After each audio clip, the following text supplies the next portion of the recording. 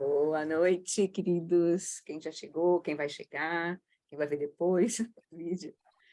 Eu vou aqui mutar para a gente iniciar nosso encontro hoje.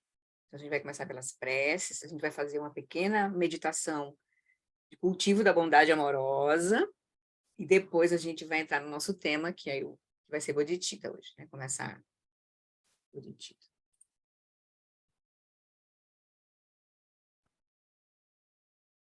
Então, convido vocês para trazer atenção no momento presente. Deixa que a consciência ilumine todo o seu corpo, o lugar onde você está. Deixa a respiração se acalmar. Deixa a mente se abrir para esse encontro. Solta as preocupações. E considerando que a gente está aqui num momento muito auspicioso, onde está presente as três joias, o Buda, o Dharma e a Sangha. Se não fosse o Buda e o Dharma, a Sangha a gente não estaria aqui reunidos hoje. Então, agora é um momento de contato com as três joias.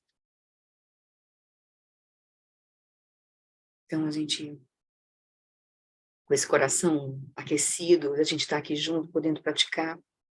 A gente, então, contempla os 4 pensamentos que transformam a mente para purificar a nossa motivação, nos lembrar do nosso potencial, mas também da nossa condição atual, né, de não reconhecimento desse potencial.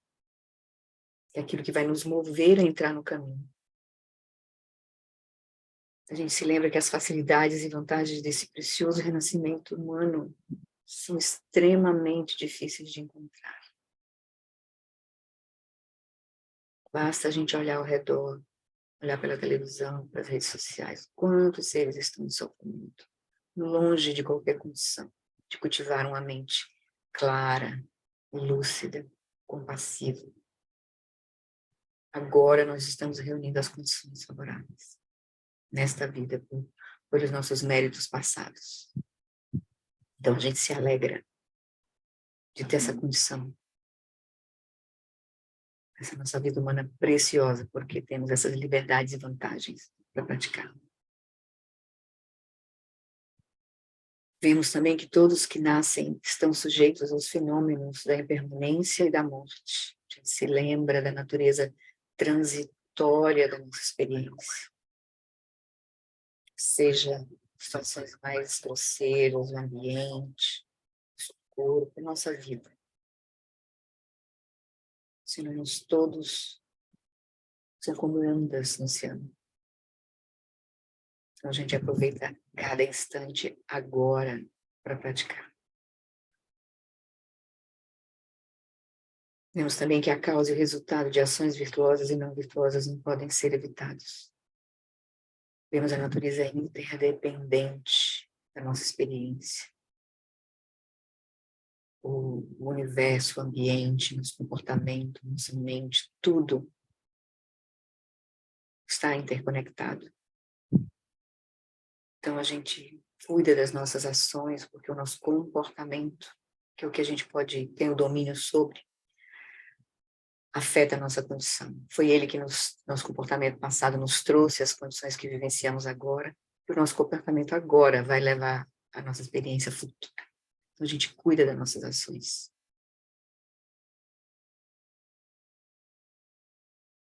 E vimos também que a natureza contínua dos 3 reinos do samsara é um oceano de sofrimento.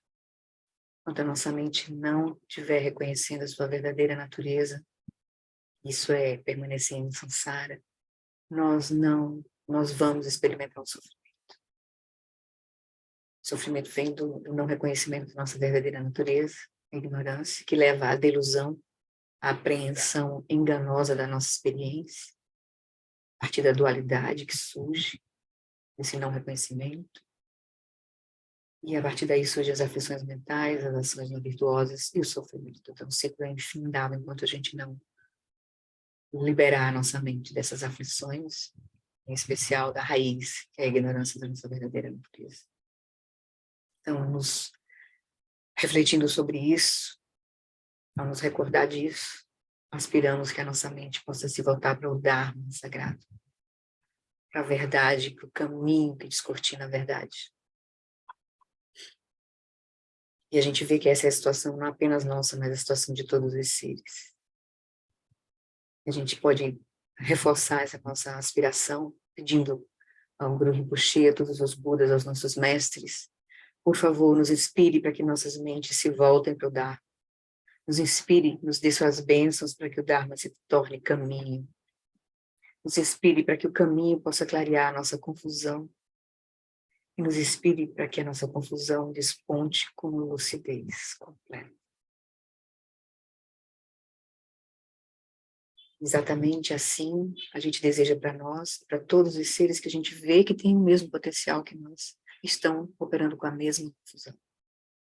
Então a gente aspira que todos os seres tenham a felicidade de suas causas, que eles sejam livres do sofrimento e de suas causas, que eles nunca sejam separados da bem-aventurança sublime que é livre do sofrimento, que eles permaneçam em grande equanimidade, livres do apego e da aversão aos que estão próximos ou distantes. Todos os seres se importam porque nós somos completamente interdependentes. Então a gente estende a nossa aspiração para todos os seres. E é com isso em mente que a gente então vai tomar refúgio naquilo que vai nos conduzir no caminho, nas três joias, o Buda, os nossos mestres como a lucidez, como professor, o guia, o Dharma como caminho, nossa prática, como remédio, e a Sangha como aqueles que vão nos ajudar no processo, companheiros de viagem. E a gente aspira também a cultivar a Bodhicitta. No Buda, no Dharma e na Assembleia Suprema, eu tomo refúgio até alcançar a iluminação. Possam os méritos de minha generosidade e outras ações virtuosas me conduzirem até a budeidade para benefício de todos os seres. Sanje Chodan Sokhi Chonam Lam Janchu Badudakni Kyapsuchi Dagi Jinsop Ki Pesonam Ki Drola Pentir Sangye Drupachu. No Buda, no Dharma e na Assembleia Suprema, eu tomo refúgio até alcançar a iluminação.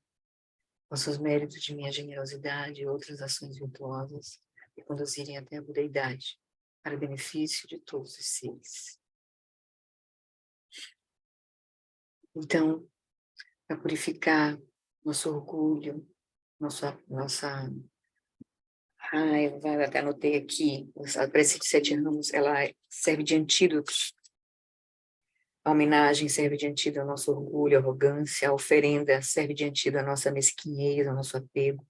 A confissão purifica os nossos clashes, as nossas falhas.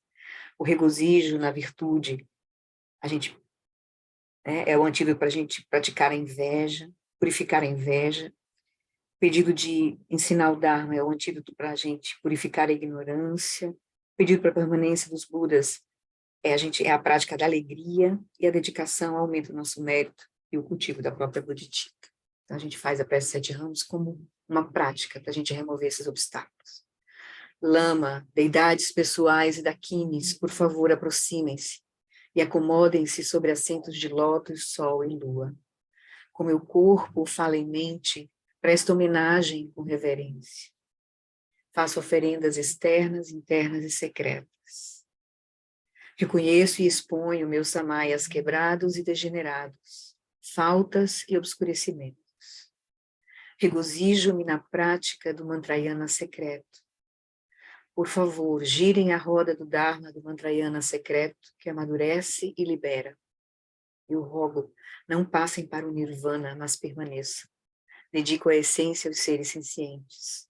Possamos nós realizar a natureza Vajra perfeita.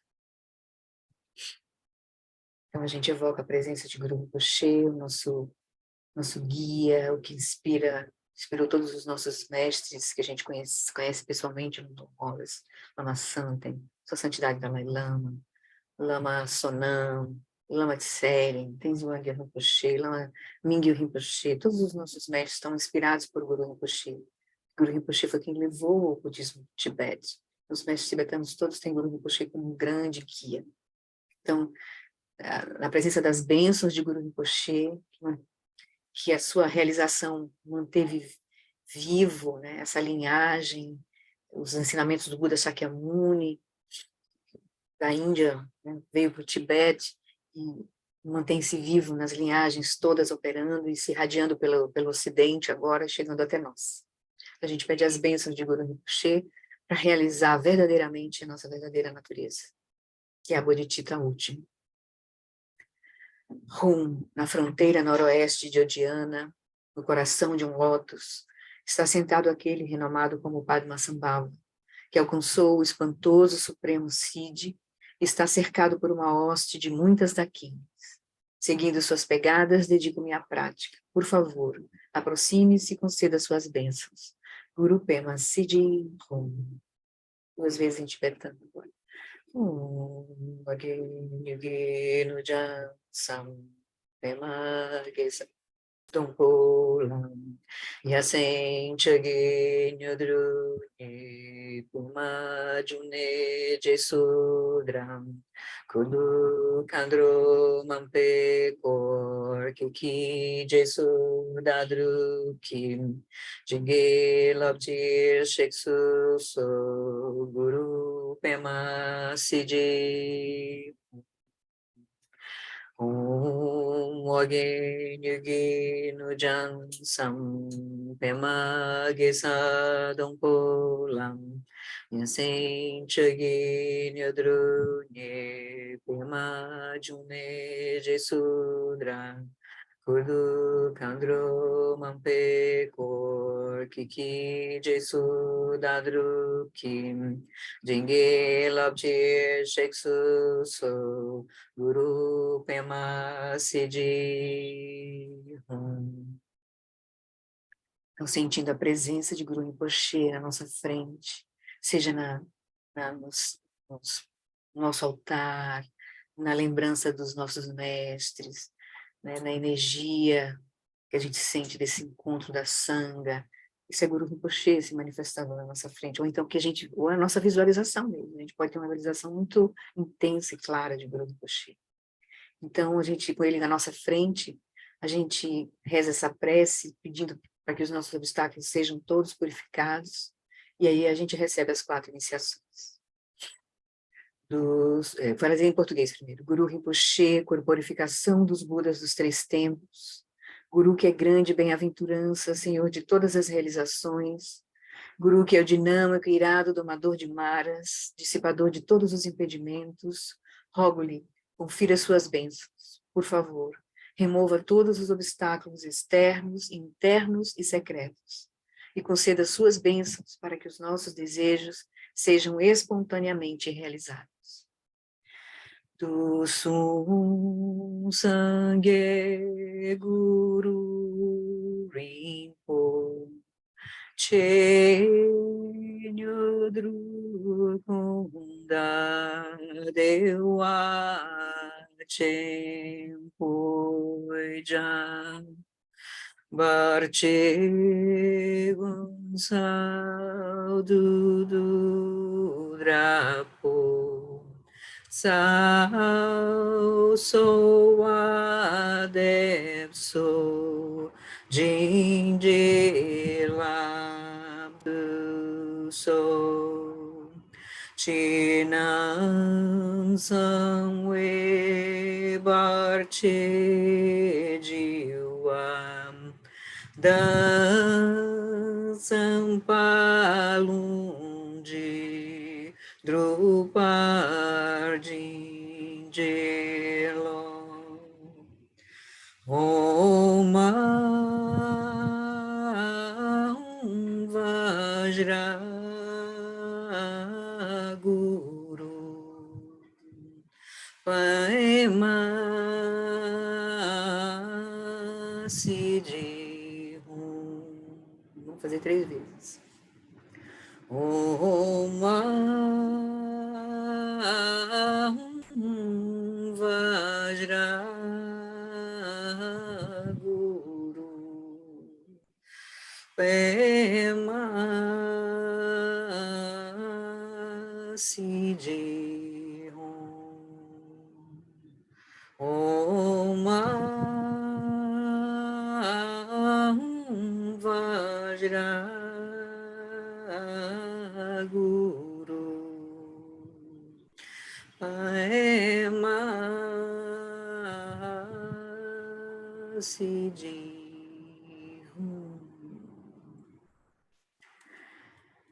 Então, tendo evocado Guru Rinpoche, então concede as bênçãos através das 4 iniciações. De um Om branco na testa de Guru Rinpoche, a gente imagina um fluxo de luz branca diretamente para a nossa testa. Recebemos as bênçãos da sabedoria que purifica todos os obscurecimentos do nosso corpo.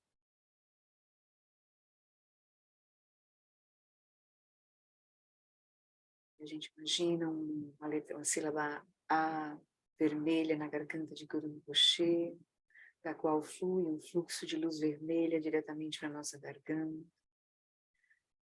A sabedoria que purifica todos os nossos obscurecimentos de fala, de energia.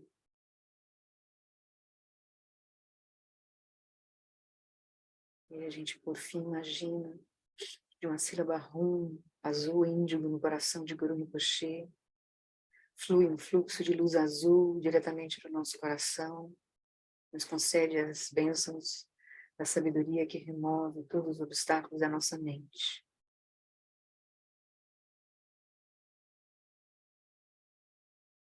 E recebendo simultaneamente as 3 luzes dos 3 pontos de Guru Rinpoche diretamente para os 3 pontos. A gente recebe as bênçãos da sabedoria que remove os obstáculos mais sutis, a dualidade, estabelece as bases para a gente realizar a grande perfeição, a união dos 3 kayas.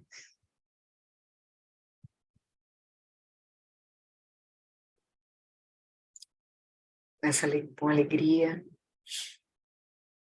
o Guru Rinpoche vem para o topo da nossa cabeça, se dissolve em luz, desce pelo nosso canal central e repousa em nosso coração, essa esfera luminosa, radiante das 5 cores.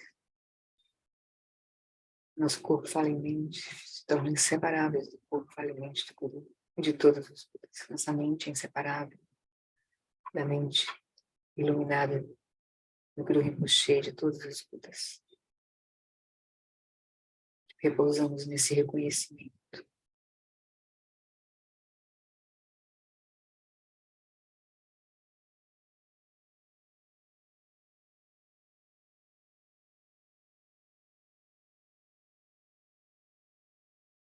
Então é com esse reconhecimento que a gente segue então para a nossa prática de hoje.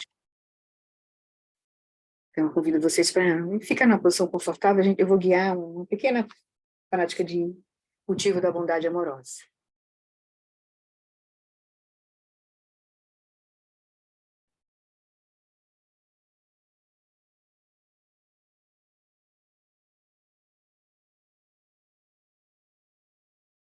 Então, tendo recebido as bênçãos das nossas preces, toda a nossa aspiração que a gente agora demonstrou, e das bênçãos que a gente imaginou, da nossa conexão com a sabedoria de Guru Rinpoche, de todos os Budas. Então agora a gente faz uma prática de meditação chamada Metta Bhavana, ou cultivo do amor universal. Nós podemos dedicar essa meditação para nós mesmos, para as pessoas queridas, nossas, para as pessoas a quem somos indiferentes ou não conhecemos bem, são neutras para nós, e também para as pessoas com quem temos conflitos e sentimos aversão. Essa prática é uma forma silenciosa, mas de um profundo poder para curarmos as nossas relações. sem nenhuma palavra, de forma unidirecional, iremos estabelecer novos laços com essas pessoas que a gente pensar e trazer para a nossa prática.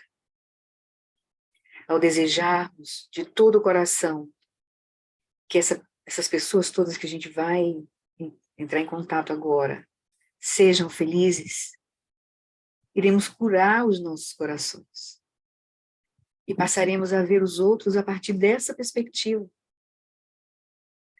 Não importa como as pessoas se comportam, nós apenas seguimos desejando o melhor para todas elas. Não nos deixamos arrastar pelo comportamento negativo de ninguém. Permanecemos estáveis, posicionados a partir do amor, da compaixão, da paciência, da alegria e da generosidade. Enquanto repetimos internamente as afirmações que vamos fazer nessa meditação, nós já estamos nos relacionando, já estamos gerando um novo olhar em direção a essas pessoas, a relação que a gente tem com elas. Sem precisarmos proclamar nada, o outro irá sentir a nossa mudança. Irá devagar responder da mesma forma. Aqui a gente vai fazer nessa prática formal, mas quando a gente muda a maneira que a gente se relaciona, quando a gente estiver diante da pessoa de fato, a gente vai estar diferente, e a pessoa vai notar isso. A pessoa então se sentirá inexplicavelmente impulsionada a nos olhar também de forma positiva, porque quando nós mudamos, o mundo muda, as pessoas mudam. Não precisamos esperar que o outro mude para manifestarmos amor e cuidado. Nós mudamos. Nós oferecemos o nosso melhor. E com paciência, iremos testemunhar a transformação do outro. E a gente vai fazer essas afirmações dessa prática, não apenas para curarmos as nossas feridas com os outros, mas também para emanarmos esse cuidado amoroso em todas as direções, para todos os seres, nas circunstâncias em que eles estiverem. Nessa meditação, estamos pedindo pelo bem-estar de todos.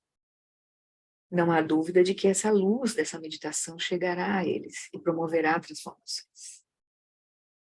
Afinal, estamos todos interligados. E a gente que está meditando, está olhando para a nossa mente, se quisermos realmente aproveitar os conteúdos que surgem em nossa prática de silêncio, quando a gente senta, a nossa mente se movimenta. Então, se a gente quiser aproveitar tudo que surge na nossa prática, podemos observar o que ocupa a nossa mente enquanto praticamos a meditação. Vamos nos dar conta de que o que nos invade e prende a nossa atenção durante as sessões de meditação são aspectos de nossas vidas que não estão bem resolvidos. Relações que localizamos algum nível de conflito e tensão, ou de apego. Porque conseguimos parar por alguns instantes em silêncio e localizamos essas regiões conflituosas, elas serão, a partir de agora, o eixo da meditação de Metta Bhava. A gente pode aproveitar tudo que surgir na nossa experiência de meditação para fazer essa prática de cultivar o amor universal. Essa prática é extremamente poderosa e capaz de alterar os nossos padrões de relação, não apenas conosco mesmo, mas também com os outros seres, com a sociedade organizada e com a biosfera. Então, a gente pode fazer uma lista de pessoas que a gente pode guardar para toda vez que a gente sentar para meditar, e a gente cultivar um pouco de bondade amorosa, transformar. E a gente pode pensar nas pessoas não só que convivem com a gente agora ou conviveram no passado, mas também as que já faleceram, que têm algum nível de impacto em nossa vida, positivo ou negativamente. A gente inclui todos os seres, humanos e não humanos também. Nossos animais. É importante, então, fazer a prática primeiro conosco,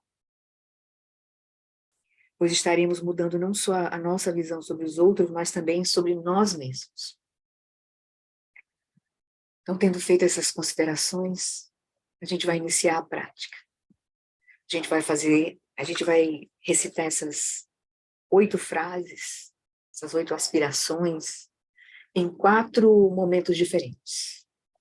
No primeiro momento, a gente vai fazer essas aspirações para nós mesmos. Depois, a gente vai fazer com alguém que a gente ama, ou tem uma ótima relação. Depois, a gente vai fazer com alguém que a gente tem uma experiência de neutralidade. E, por fim, a gente vai fazer com alguém que a gente tenha dificuldade, que a gente não goste, que tenha algum conflito. Então, a gente não pode ofertar aquilo que a gente não tem. Então, é muito importante fazer essa prática conosco mesmo. A gente vê na nossa experiência como é fazer essas aspirações e desejar e ver as transformações delas. A gente olha para nós agora, esse momento da nossa vida, o que quer que a gente esteja experienciando. A gente olha para nós e deseja que eu seja feliz e que eu esteja livre de todo o sofrimento. Que eu encontre as causas verdadeiras, o verdadeiro caminho para a felicidade. E que eu esteja livre de tudo o que leva ao sofrimento.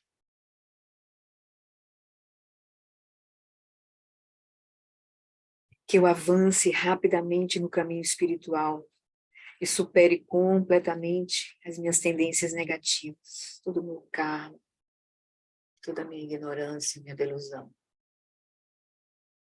Que eu manifeste lucidez de modo natural e instantâneo, a cada momento. Que eu possa desenvolver a habilidade para verdadeiramente ajudar a mim mesmo e ajudar os outros. E que isso seja a fonte da minha energia e da minha felicidade. Essa transformação seja a fonte da nossa felicidade.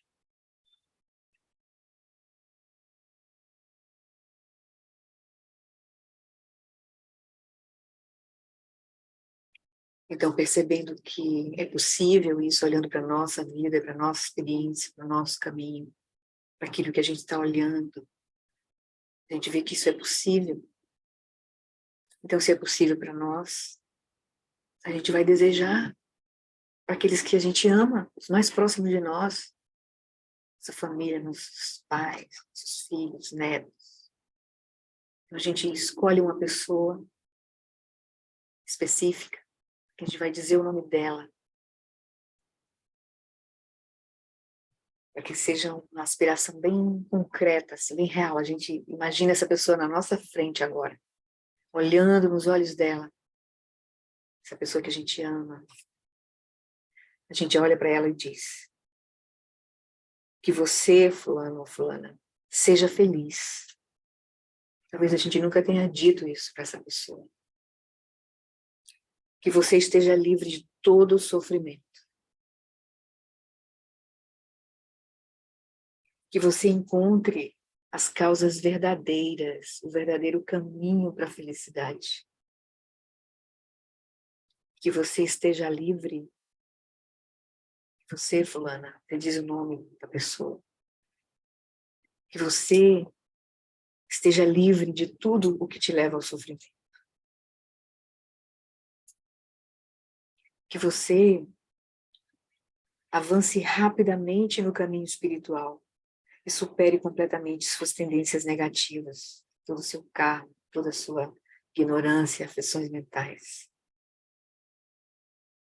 Que você, fulano, manifeste lucidez de modo natural e instantâneo. Diz isso olhando para a pessoa. Que você desenvolva a habilidade para verdadeiramente ajudar e cuidar de si mesmo e dos outros. E que essa seja a sua fonte de energia e felicidade. E a gente se alegra por ver a alegria dessa pessoa. Vendo a possibilidade que ela tem de vivenciar isso.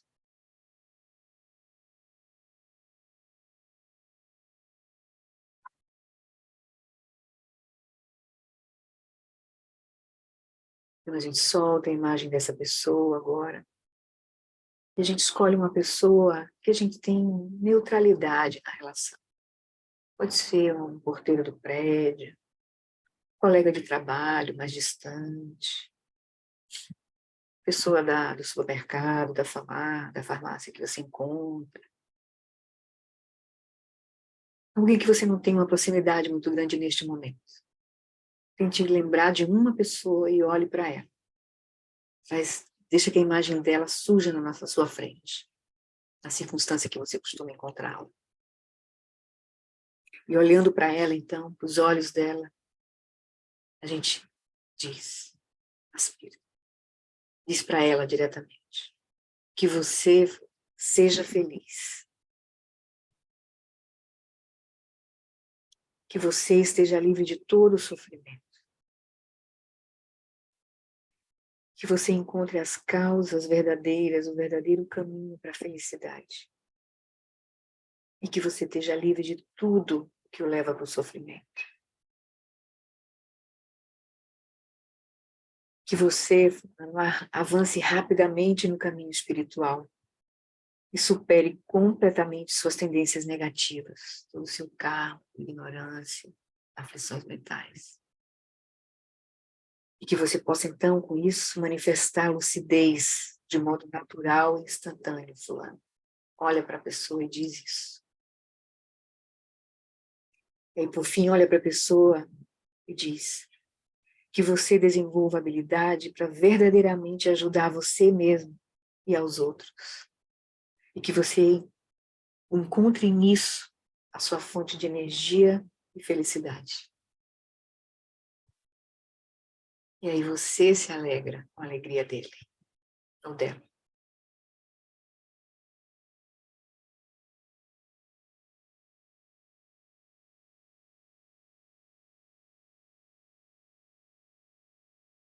Então, a gente deixa que essa imagem se dissolva dessa pessoa que a gente lembrou agora. E por fim, a gente traz à nossa mente uma pessoa que a gente tem dificuldade. Pode ser uma pessoa que a gente convive agora, pode ser uma pessoa que a gente já conviveu, não convive mais, mas ela está muito presente na nossa mente, nossas emoções, ou alguém até que já faleceu. Mas o importante é que a gente traga a pessoa à nossa frente, a gente possa, inclusive, sentir a emoção que sente quando está diante dela. Mas agora, com esse total destemor, com essa confiança de que essa prática é poderosa e de que a pessoa tem o mesmo potencial que nós, a gente olha para os olhos dela, deseja para ela que você seja feliz. Diz o nome dela, que você, fulano ou fulana, seja feliz. Que você esteja livre de todo o sofrimento. Que você encontre as verdadeiras causas, o verdadeiro caminho para a felicidade. Que você esteja livre de tudo que te leva ao sofrimento. Que você, fulano, fulana, avance rapidamente no caminho espiritual, seja qual for o seu caminho, e supere completamente suas tendências negativas, seu karma, ignorância, aflições mentais, raiva, medo, inveja. Que você, fulano, possa manifestar lucidez de modo natural e instantâneo a todo momento. olhando por fim nos olhos novamente de forma profunda, que você, fulano, desenvolva a habilidade para verdadeiramente ajudar e cuidar de si mesmo e ajudar os outros. E que essa seja a sua fonte de alegria e de energia, de felicidade. Talvez a gente possa perceber alguma mudança na nossa energia que a gente inicialmente teve em relação a essa pessoa. A gente possa se alegrar verdadeiramente com a alegria dela, com a transformação verdadeira dela.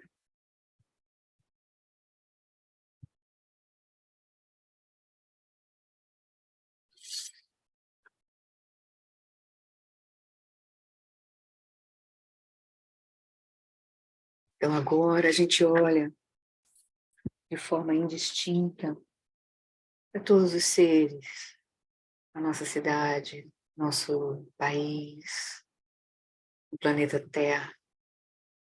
Desejam que todos sejam felizes, estejam livres do sofrimento. Encontre as verdadeiras causas da felicidade. Se livrem das verdadeiras causas do sofrimento.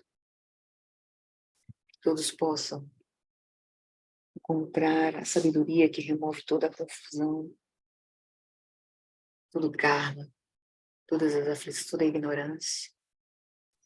Com isso a pessoa possa manifestar lucidez a cada instante. E aí, dessa forma, a pessoa possa trazer benefício a si mesma e aos outros, efetivos. Encontrar nisso a razão da sua alegria e felicidade.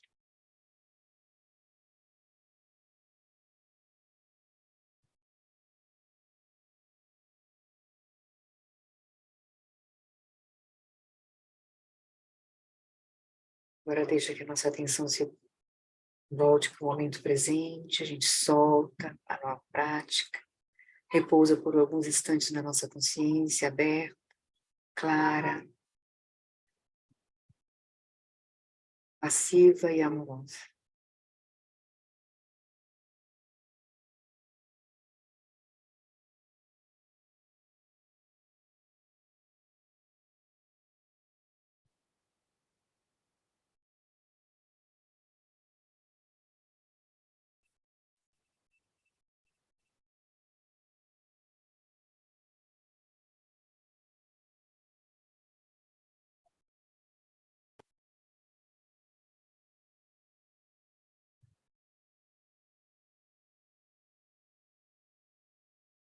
Então, queridos,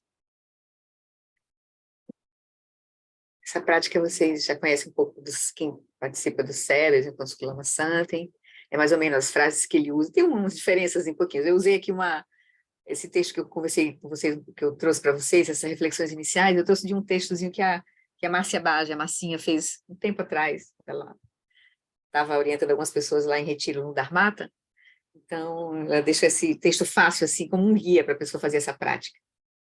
Então, a forma da gente fazer essa prática, né, se conectando primeiro com o poder da prática, e aí depois a gente faz as aspirações de fato, sabendo que só o fato da gente estar fazendo essas aspirações, a gente já está transformando a nossa relação com essas pessoas. Então, é uma prática bem poderosa que a gente pode fazer assim, no laboratório, mas ela se torna mais poderosa quando a gente começa a fazer ela diretamente na circunstância que a gente vê, silenciosamente, mas diante da circunstância. Então, quando a gente começa a poder fazer isso diretamente na circunstância, aí a gente vai ver o poder mais ainda dessa prática. A gente muda a paisagem imediatamente, solta aquele conflito imediatamente, ou aquele apego também. A gente está lidando com duas coisas, né? A gente tem relações com... Aí, às vezes, uma mesma pessoa, ela transita, ela é indiferente, a gente passou a ter apego, amor, e depois a gente passou a rejeitar. Por exemplo, os ex, né? Os nossos ex todos estão nessa categoria. Eles eram indiferentes antes da gente conhecer, não eram pessoas que a gente conhecia, podiam até ser amigos, assim, conhecidos, mas depois a gente começa uma relação amorosa, a gente gera apego, a gente já ama, aí depois a gente se separa. Tem raiva e termina se separando. Então, uma pessoa só pode passar por toda essa... A gente já pode ter tido esse tipo de relação com uma única pessoa, né? Então, é isso. E aí, mesmo assim, mesmo um parente, a gente pode ter esse flutuar, né? As relações flutuar entre amor e ódio, né? Apegos e aversões.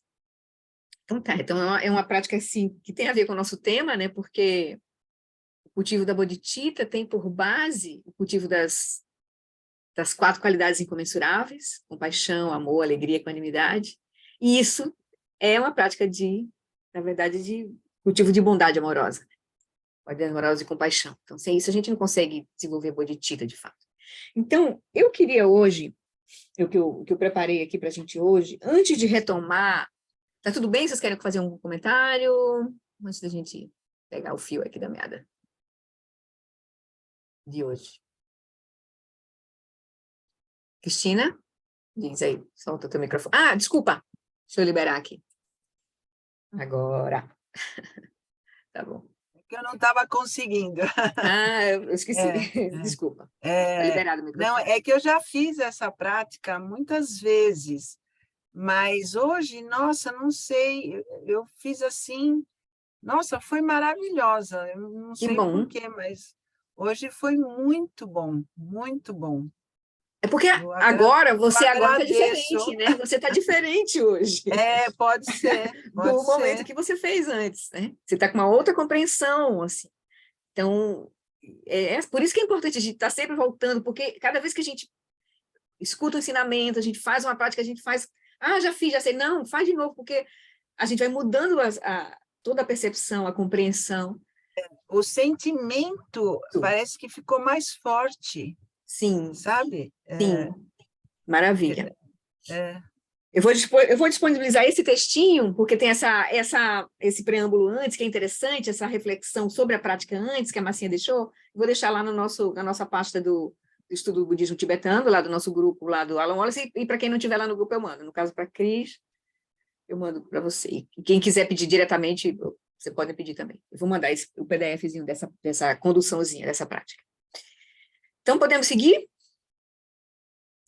Então, tá. Então, eu hoje vou fazer o seguinte, eu vou fazer uma pequena aberturazinha do tema da bodhicitta com o Felicidade Genuína do Lama Alam, só para a gente ver como ele colocou isso no Felicidade Genuína, a bodhicitta, o cultivo da bodhicitta, porque ele já entra no livro, no budismo tibetano, ele já entra meio que, eu acho que é interessante a gente ter um contexto antes. Aí eu peguei e consegui fazer um resumo hoje, rápido, do capítulo do Transformando Confusão em Clareza, do Mingyur Rinpoche, sobre bodhicitta. E ele dá um contexto bem legal de como é que a gente desenvolve, do que é a bodhicitta e como a gente desenvolve, e os tipos da bodhicitta, de uma forma assim, mais didática. Aí, com esse contexto, aí é mais fácil a gente depois voltar para o texto, para terminar o capítulo com o que o Lama Alan Wallace vai trazer nesse capítulo sobre bodhicitta. Tá bem? Então, vamos lá, ver o que surge. Eu vou pegar a pedacinho do Felicidade Genuína, só para vocês verem. O Felicidade Genuína tem 4 partes. A parte 1, vou pegar só meu índice aqui, a parte 1 é refinando a atenção. Então, são as práticas de shamatha. A parte 2 é insight por meio da atenção plena. Então, já é uma prática de vipassana, só que ligada à prática de shamatha, porque as 4 aplicações de atenção plena, a gente aquieta com a prática de shamatha, e a tendência é a gente unir shamatha com vipassana, porque na hora que a gente está calmo, parado e olhando, a gente vai ver o fenômeno como vai ver o corpo como corpo, vai ver os sentimentos como sentimentos, vai ver, né, a nossa mente como ela é, e vai ver todos os fenômenos como eles são. Então, shamatha e vipassana, a tendência é elas sempre estarem unidas. A shamatha vai levar a vipassana. Então, o Lama primeiro organizou a importância de, então, refinar a atenção e depois cultivar o insight por meio da atenção plena primeiro. Aí não é o estudo da vacuidade, não, é o insight através da atenção plena. Então, a gente já cuida disso. Aí, a parte 3, ele trouxe o cultivo de um bom coração. Ele vai trazer as 4 qualidades incomensuráveis. E aí, na parte 4, essa agora, é explorando a natureza da consciência. E é aqui que ele traz bodhicitta. Certo? Então, aqui... Deixa eu pegar aqui. Sorry. Eita, acho que eu fiz alguma coisa aqui. Um minutinho. Vocês estão vendo o texto? Porque para mim sumiu aqui. Eu acho que eu toquei aqui, sem querer. Aqui. Deixa eu fechar essa... Ok, pronto. Pronto, então, é nessa parte 4 que ele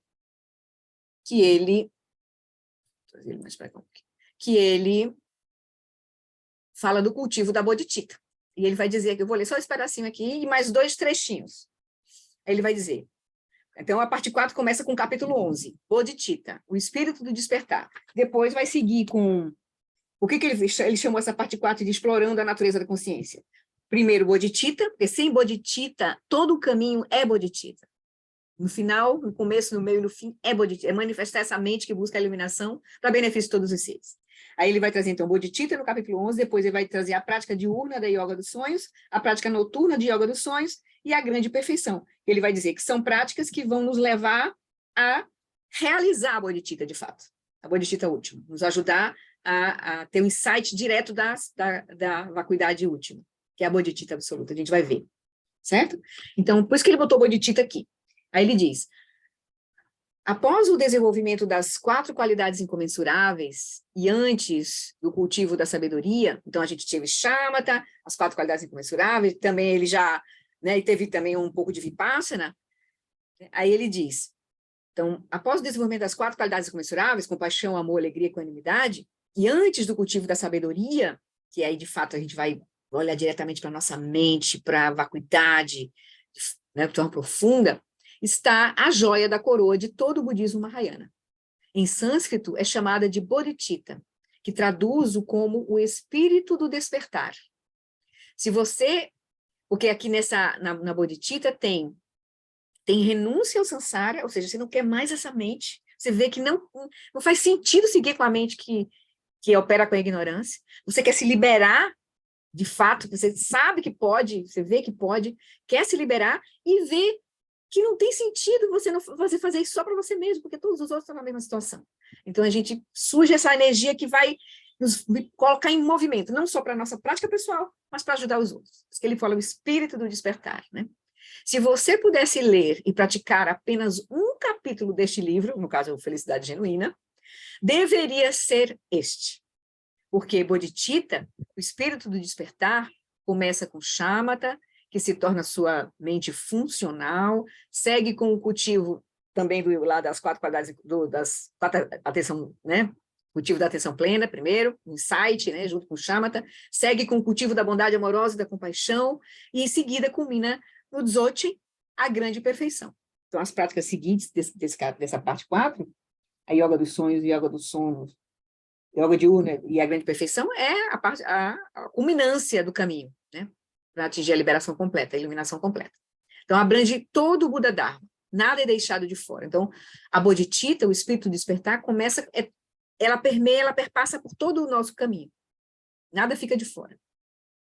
Aí, ele comenta aqui, eu vou só passar aqui direto, porque a gente só vai ver um pedacinho aqui desse livro. A gente vai estudar o que o Miguel Rinpoche colocou. Deixa eu ver onde foi que eu vou ver aqui. Aqui. A Bodhicitta, que aqui não dá para marcar. Okay. Aí ele vai dizer, Bodhicitta é a aspiração sincera de alcançar o despertar espiritual para benefício de todos os seres, uma aspiração que funde os 2 objetivos mais nobres. O primeiro é buscar a iluminação. Mas perseguir essa aspiração apenas para si mesmo ignora algo fundamental sobre a natureza da nossa existência. Nenhum de nós vive isolado, independente do que nos rodeiam, dos que nos rodeiam. Agora, a gente pode achar que tem uma certa independência, mas a gente sabe que se a gente nasceu, a gente dependeu primeiro já de 2 seres para a gente nascer, pai e mãe. Depois, se a gente nasce e não é cuidado, a gente não estaria aqui. A gente depois dependeu de professores, amigos, umas pessoas, companheiros, chefe, trabalho, professores na faculdade, todas as pessoas. Então, e para a gente estar vivendo hoje, a gente depende de seres invisíveis, como Lama Santa gosta de dizer. Tudo depende dos seres, as estradas, a comunicação. Agora, para a gente estar aqui, depende de quantos seres para manter a internet, a gente está completamente interligado. A nossa existência é uma inter-relação. Nós sobrevivemos na dependência dos cuidados de nossos pais e de nossos relacionamentos com os nossos irmãos, amigos e professores. A sociedade nos proveu sustento, roupas e abrigo. Nos provê, né? Basta faltar água, basta não recolher o lixo, por exemplo. A gente sabe qual é o impacto que tem, né? Então, nós estamos interligados completamente. Cada um de nós sempre viveu na dependência de uma rede de outras pessoas que se estende através do tempo e do espaço, sem fim. Assim, as nossas aspirações devem incluir o bem-estar dos outros. Se estamos buscando a verdade, as nossas aspirações devem estar enraizadas na realidade de que existimos de maneira interdependente. Enquanto a gente não vê completamente a natureza da realidade, essa é uma realidade que a gente consegue ver, a interdependência. Porque depois, quando a gente começa a aprofundar, de fato, a gente vai ver a inseparatividade, porque a gente vai ver que todos os fenômenos surgem da nossa própria mente. Isso é a inseparatividade da nossa experiência. Mas agora a gente está vendo a interdependência. A gente não é fácil ver a interdependência. De fato, de forma profunda. Se a gente visse de forma profunda, a gente não fazia o que a gente faz. A gente não tinha as guerras instaladas. A gente não tinha, né, violência. A gente não tinha avareza, roubo, né, corrupção. A gente não tinha isso. A gente não vê a interdependência. Mas aqui, no caminho do Buda, a gente vai ver a total inseparatividade. Que a gente vai ver que a nossa mente é que todos os fenômenos surgem da nossa mente. Então, nós não podemos experimentar nada fora da nossa própria mente. Então, ele vai dizer, mas aqui não é o caso, nós estamos ainda no Mahayana, né? Não estamos no Dzogchen aqui, nós estamos no Mahayana, no nível do Mahayana. Aí ele vai dizer novamente, então ele vai dizer, cada um de nós, assim as nossas aspirações devem incluir o bem-estar dos outros. Se estamos buscando a verdade, as nossas aspirações devem estar enraizadas na realidade que existimos de maneira interdependente. O Thich Nhat Hanh dizia assim, nós intersomos, não temos como ser diferentes. Mas a gente parte do pressuposto totalmente contrário, né? Cada um de nós está se esforçando, a gente pode olhar Putin agora, Putin fazendo o que ele está fazendo, né? Nossa, as pessoas roubando o país, nossos políticos com todas as suas motivações totalmente equivocadas, distorcidas, o grande estrago, a população sofrendo, enfim, violência de todo tipo, assim. Então, ele vai dizer, no entanto, muitas vezes os nossos esforços falham. Cada um de nós, ele vai dizer aqui, uma coisa importante isso aqui, cada um de nós está se esforçando, eu tiro isso aqui. Cada um de nós está se esforçando para alcançar a felicidade e se libertar do sofrimento e ansiedade. Isso é o que move cada ser, senciente, humano ou não. Então, a gente é interdependente e a gente tem as mesmas aspirações, que é isso, alcançar a felicidade e se libertar do sofrimento. As formigas, os elefantes, as muriçocas, os seres mais perversos, Putin, quer a felicidade e quer se afastar do sofrimento. Ele quer a felicidade para o seu povo. E quer se afastar do sofrimento do Império Americano, enfim, né? É isso que ele quer. Aí vai dizer, no entanto, muitas vezes os nossos esforços falham. Novamente, lembre-se do comentário de Shantideva no modo de vida, o guia para o modo de vida do Bodhisattva. Aqueles que desejam escapar do sofrimento se lançam rumo ao sofrimento. Mesmo com o desejo de felicidade, movidos pela delusão, que tem aqui ignorância, né, e apreensão incorreta da realidade, eles destroem a sua própria felicidade como se fosse uma inimiga. Isso é Shantideva, que é maravilhoso. Shantideva é assim, ele bota o pé nas feridas todas. Como é precisa essa imagem de nossas próprias vidas e do mundo em geral. Não basta olhar, né, agora isso que a gente está vivendo agora. Os nossos políticos, quem está promovendo as guerras, quem está promovendo corrupção, quem está explorando indiscriminadamente recursos naturais, pessoas, né? Então, a pessoa está querendo a felicidade, se afastar do sofrimento, mas não vê que está movida por delusão e não vai encontrar isso. Vai colher sofrimento em algum momento, vai colher sofrimento. Então, aí ele vai dizer, como é precisa essa imagem de nossas próprias vidas e do mundo em geral? Isso nos leva ao segundo nobre objetivo. Então, o primeiro objetivo é buscar a iluminação. E o segundo objetivo é o que posso fazer para ajudar? Que aí é quando a gente entra em ação, o movimento de ajudar de fato os seres. Essa aspiração ela não está desconectada da realidade. E aí, se eu queria comentar isso aí, eu queria trazer para vocês aqui, né, nesse capítulo, que ele vai trazer as 3 dimensões da consciência. Porque ele diz, se a gente não compreende a natureza da consciência, como tendo essa psique mais grosseira, né, que está ligada a nosso corpo atual, nossas experiências atuais, mas que abaixo dela tem a consciência substrato, que segue de vida para vida, e na base de tudo está a consciência primordial. Se a gente não entende isso, aí ele vai dizer, não faz sentido praticar a bodhicitta numa vida, querer a iluminação numa vida e praticar numa vida. Aí, depois que ele comenta aqui sobre os três, ele vai comentar sobre a psique, vai comentar sobre a consciência substrato. Aí, quando ele termina de falar sobre a consciência substrato, antes de começar a apresentar a consciência primordial, ele diz, a aspiração do espírito do despertar, né, da bodhicitta, começa a parecer exequível quando se considera a possibilidade de o nosso amadurecimento espiritual continuar de uma vida para a próxima. Se a nossa existência estivesse confinada a apenas esta vida, bodhicitta seria uma mera fantasia, porque nesta vida apenas não teríamos nenhuma chance de aliviar o sofrimento de todos os seres. Porém, se cada um de nós participa de um fluxo de consciência que flui para um futuro sem fim, então temos muito tempo para curar os outros. O Dalai Lama cita, na verdade, quando a gente vai olhar aqui, depois que a gente estudar um pouco sobre bodhicitta, a gente vai ver aqui, né, nas palavras de Mingyur Rinpoche, que é mais didático assim, quando a gente atinge que a bodhicitta ela tem dois aspectos, relativo e absoluto. Quando a gente atinge a bodhicitta absoluta, de fato, a gente atinge a compreensão da vacuidade, a gente supera a não-dualidade. Então, assim a gente vai olhar, quando a gente se torna um Buda, tudo ao nosso redor, todos os seres se tornam Budas, não tem como não ser diferente. Então, é nesse sentido que a gente libera todos os seres, na verdade, né? Nesse sentido, porque aí a gente vai olhar desse lugar, nada vai a gente não vai estar reificando ninguém, nem sofrimento, nem alegrias, nem nada. A gente vai estar com uma mente completamente diferente, que vê a realidade de um outro lugar. Então ele vai dizer, é por isso que o Dalai Lama cita frequentemente esse verso, de novo, do Shantideva, né? Do Guia do Modo de Vida do Bodhisattva. Enquanto o espaço perdurar, enquanto os seres sencientes permanecerem, que eu possa permanecer para aliviar o sofrimento do mundo.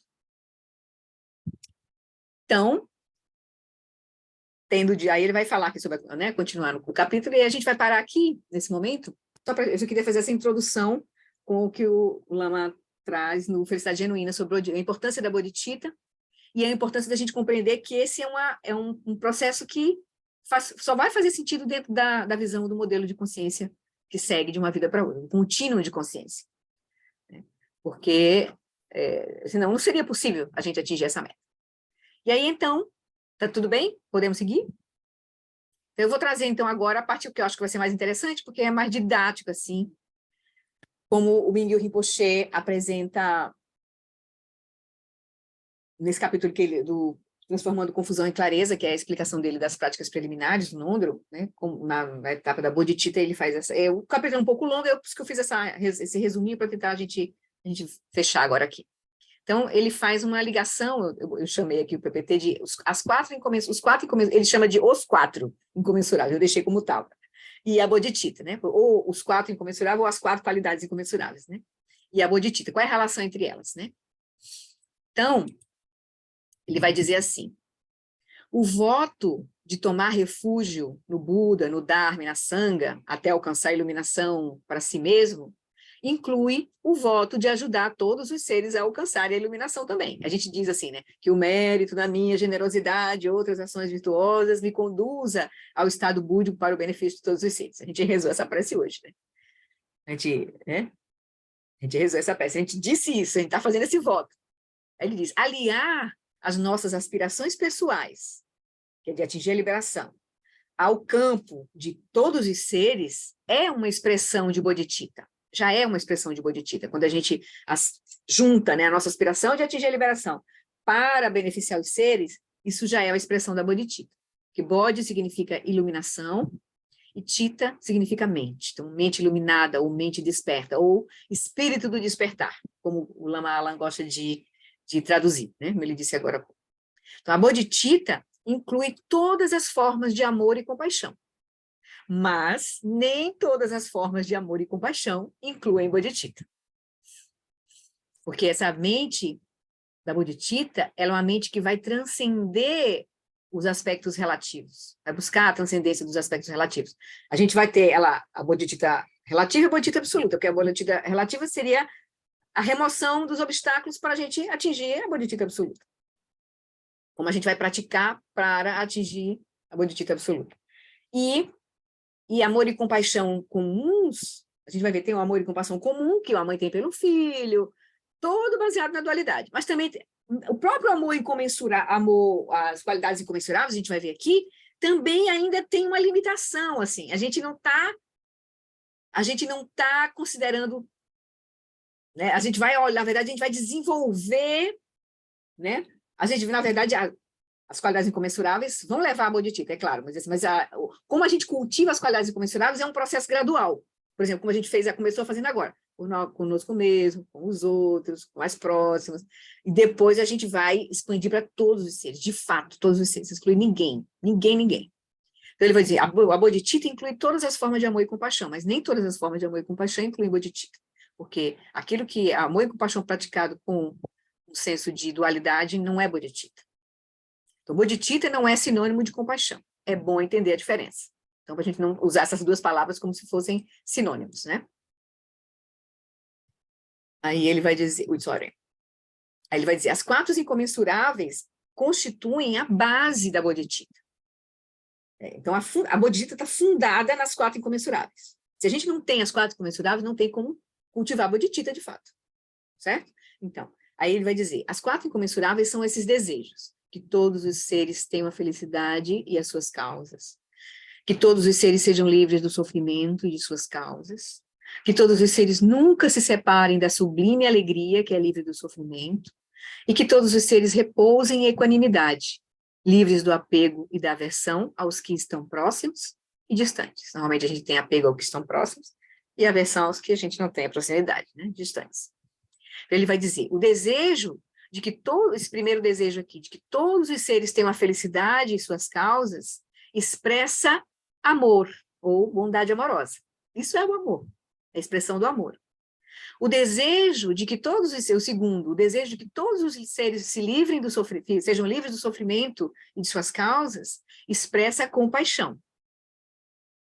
Não quer que a pessoa sofra.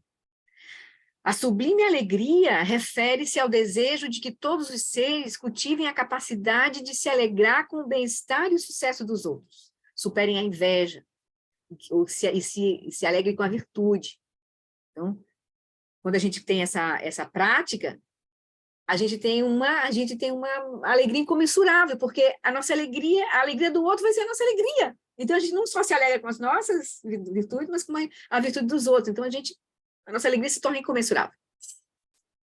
E o quarto desejo, que se refere à equanimidade, que é o desejo de que todos os seres não sejam controlados por suas aversões e atrações. Então, aí ele diz, né? A equanimidade permite que ou seja, na hora que a gente começa a abrandar essas aflições de apego e aversão, que vai nos gerar, a gente vai começar a ver uma certa igualdade, porque a gente vai olhar, a gente vai ter um igual ânimo, igualdade tem equanimidade, essa coisa igual, a gente vai ter igual ânimo para aqueles que estão próximos e para aqueles que estão distantes. Então, a equanimidade é a base para a gente realmente cultivar bondade amorosa, compaixão e alegria, né? Então, a equanimidade permite que as aspirações de bondade amorosa, compaixão e alegria solidária incomensuráveis amadureçam em uma expressão absolutamente imparcial e abrangente. Então, a gente tem que começar a cultivar esse senso de igualdade, de mesma condição entre os seres. É uma das práticas as duas práticas principais que o Shantideva vai sugerir no caminho do Bodhisattva, depois que ele faz todas os arrazoados dele todos, as duas práticas do caminho da meditação que ele vai indicar é trocar de lugar, né, com o outro. Deixa eu pegar aqui exatamente aqui como ele coloca. São os dois anexos, que ele explica bem direitinho. Esse livro é maravilhoso. Não dá de ler tudo para vocês, a introdução, os anexos. Então, a igualdade entre eu e o outro, praticar a igualdade entre eu e o outro, e trocar de lugar com o outro.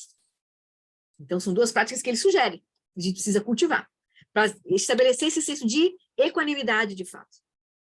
Quando a gente tem a equanimidade, aí é mais fácil ter bondade amorosa, compaixão e alegria. Vai surgindo mais naturalmente, né? Então, incomensurável nessa nessa prática aqui, quando a gente está falando dessas qualidades, né? Incomensurável aqui refere-se a todos os seres. Todos os seres humanos, insetos, pássaros, peixes, animais. São os números, então, dos seres são ilimitados, portanto, a motivação deve ser ilimitada. Então, quando fala, a gente vai cultivar qualidades incomensuráveis, são qualidades ilimitadas, qualidades que a gente vai dirigir a todos os seres. Isso que é chamado de qualidades incomensuráveis. Porque como os seres são incomensuráveis, a nossa qualidade deve ser incomensurável, tem que ser suficiente para abranger todos os seres, né? Então, como cultivamos um amor vasto, ilimitado e incomensurável? Por meio da prática e da investigação, começando com nós mesmos, isso é coisa bem importante, começando conosco mesmo. Então, a gente vai praticar e vai olhar de forma profunda para a nossa vida, para esse nosso movimento de buscar a felicidade, buscar liberar o sofrimento, o que nos move. Então, a gente vai ser convidado a olhar de forma profunda, primeiro para nós, conosco, e depois com os outros. Ele vai dizer, não podemos pular diretamente para uma autêntica imensurabilidade. Impossível. Então, a gente começa assim, conosco, com os mais próximos de nós, depois a gente vai expandindo o nosso ciclo, né, para aqueles amigos, para o professor do trabalho, para o professor do prédio, aí a gente vai expandindo essa capacidade de olhar e desenvolver, né, equanimidade, bondade amorosa, compaixão e alegria. Não sentir inveja dos outros, enfim, né? Aí, então é impossível a gente começar né, desenvolver essa autêntica imensurabilidade, a gente começar passo a passo. Então, tem uma progressão na prática. O primeiro passo é reconhecer que as sementes de amor e compaixão estão conosco o tempo todo. Que quantas vezes a gente pode já ter duvidado de nós? Quantas pessoas se maltratam? Quantas vezes a gente já se maltratou? Quantas vezes a gente já até pensou em desistir diante de alguma situação difícil? Né? Então, as pessoas fazem isso, elas se matam, elas desistem de si mesmas. Né? Então, o primeiro passo é reconhecer as sementes de amor e compaixão que estão presentes conosco o tempo todo. Aí ele vai dizer aqui, isso aqui é super importante, a gente não vê isso. A gente precisa ver em nós para poder ver nos outros. Todos os seres, inclusive nós, procuram constantemente a felicidade e tentam evitar o sofrimento. Isso aí é a inteligência que move todos os seres. Já diz Dalai Lama em todos os livros dele. Aí ele vai dizer, esse desejo de felicidade emerge da raiz do amor. E o desejo de ser livre do sofrimento constitui a base para a compaixão. Mesmo em nossos momentos mais sombrios, esses impulsos saudáveis de amor e compaixão são subjacentes ao nosso comportamento. Tudo o que a gente faz, a coisa mais irrisória, a mais grandiosa, é movido por amor e compaixão. A gente já tem essa semente, essa raiz de nós. Nossa, a gente precisa ver. Quando a gente levanta, toma um banho, escova os dentes, quando a gente arruma a casa, quando a gente, né, isso tudo é a gente querendo ser feliz e evitar o sofrimento. Então, o que nos move é amor.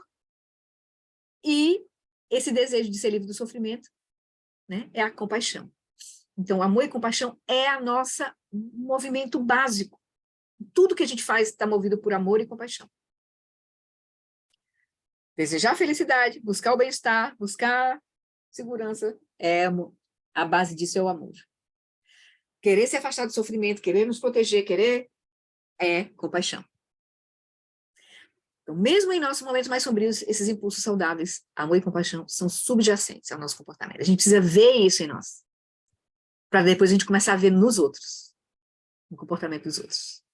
Porque ela está fazendo aquilo, porque ela está querendo, ela está com medo, ela está querendo se proteger, ou porque ela está querendo ser feliz, porque ela está querendo um bem-estar, porque ela acha que aquilo ali é a causa da felicidade dela. Então, infelizmente, vemos que as pessoas tentam encontrar felicidade de maneiras que trazem sofrimento para si e para os outros. Elas são ignorantes a respeito da lei de causa e efeito, e a respeito, principalmente, da nossa verdadeira natureza. Mas aqui nós estamos falando do ponto de vista mahayana. Então, é a lei de causa e efeito. Se a gente só olhasse a lei de causa e efeito, a gente já evitava muita confusão. Se a gente olhasse de forma profunda, né? Tudo que a gente move, a energia que nós move, que a gente coloca para fora, a gente volta para nós, a gente move na nossa direção. Então, é por isso que desejamos. Então, assim, Putin é digno de completa compaixão, porque o que ele está movendo de energia negativa, como outros seres que a gente pode colocar, ele porque afeta muita gente. Por exemplo, agora, no momento, né? A gente foi ver na história incontáveis exemplos, né? Mas ele é digno de compaixão.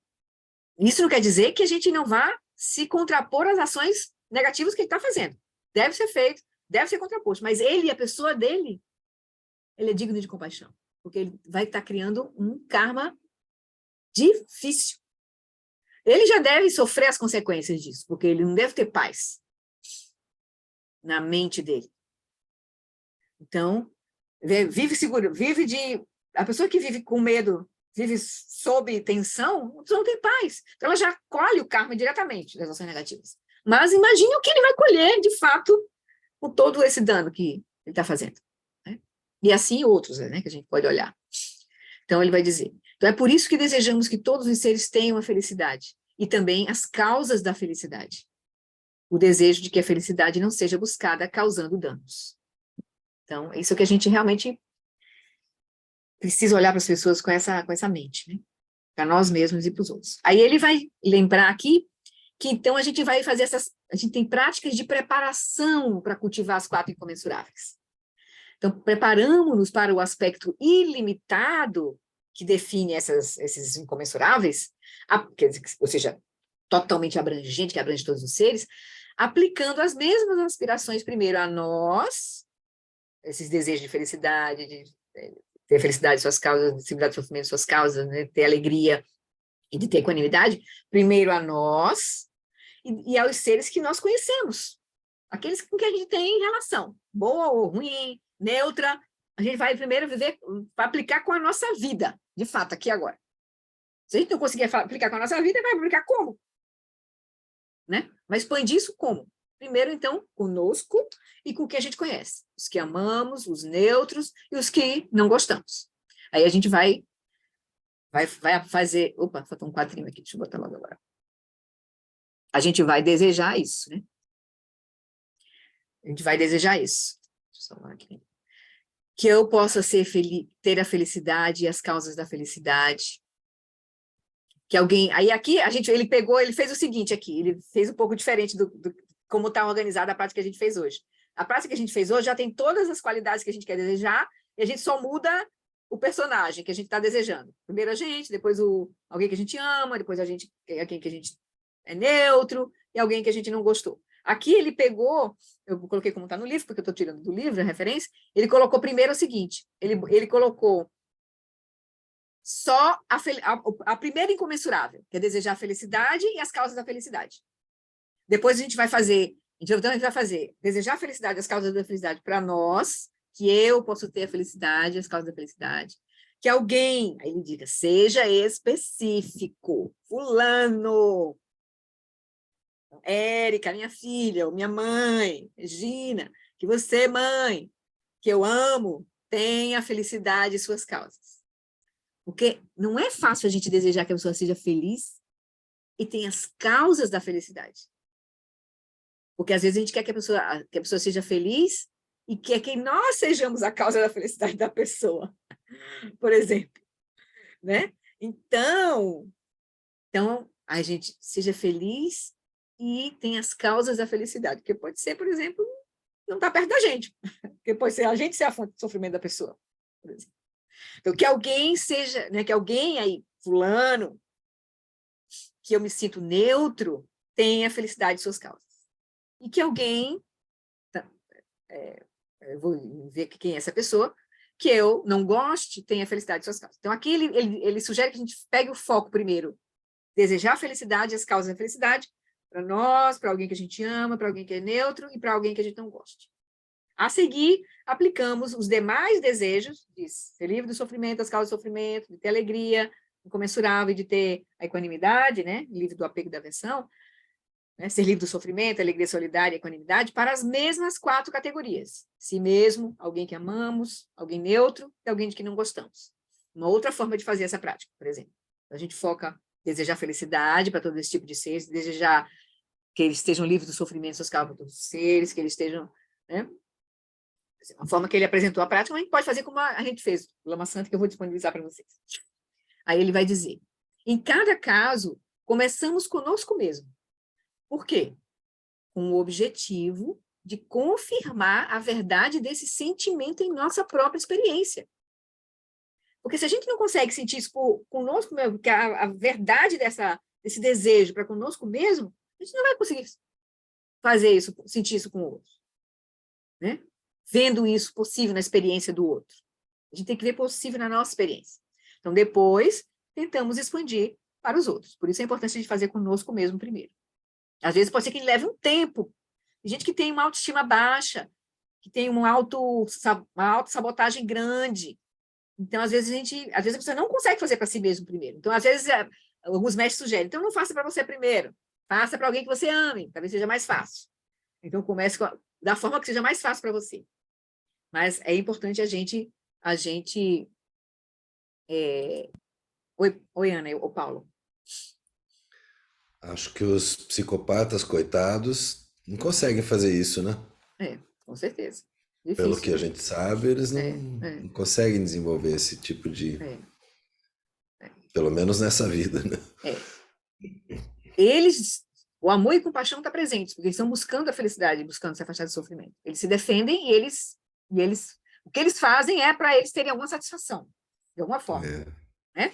Você sabe, Flori, que eu estava pensando, né, numa pessoa que eu tenho bastante aversão, que me prejudicou assim de uma forma absurda, né? Essa bota lá na lista, esse nome fica na Não, lista, tá. faz a lista aí. O primeiro apelido que eu coloquei nele foi o Javali, né? Então você vê. Aí eu falei assim, meu Deus do céu, porque a gente pensa assim, né? Que ele seja feliz, não, lá nos quintos dos infernos, né? Porque normalmente a gente diz, seja feliz bem longe de mim. bem longe. Mas aí a gente olha para nós, e aí a gente olha para essa nossa emoção. Aí é legal, quando a gente evoca as pessoas, é legal a gente sentir a emoção que que aquela pessoa evoca em nós. Porque pode ser muito apego, pode ser... quando a gente traz a pessoa na nossa mente, pode ser uma foto, traga foto. Quando eu fui para retiro, assim, eu fiz mais longo, eu levei fotos. Porque a gente, né, a imagem, a nossa mente é muito assim, eu não sou muito visual, assim, na minha mente, assim, imaginar. Mas as fotos são legais, então eu levo bastante fotos, assim, pessoas, a família, os apegos, a sanga, os mestres, né? E aquelas pessoas difíceis, bota lá. Que aí você fica, na hora de fazer a prática, bota lá as fotinhas, tudinho, você fica olhando. Aí é legal, que aí você faz uma por uma, mas olhando para a pessoa, tentando olhar para a pessoa. Na hora que a gente faz isso, a transformação é muito poderosa. Porque a transformação é unilateral. Que na hora que você muda, a relação muda. Pode ser que você tenha que manter distância da pessoa, mas você já mudou completamente. E a pessoa, se tiver a oportunidade de entrar em contato com você, ela vai sentir, porque, na verdade, os campos de energia estão... Né, já diz aí os campos quânticos aí, que eles se interpenetram.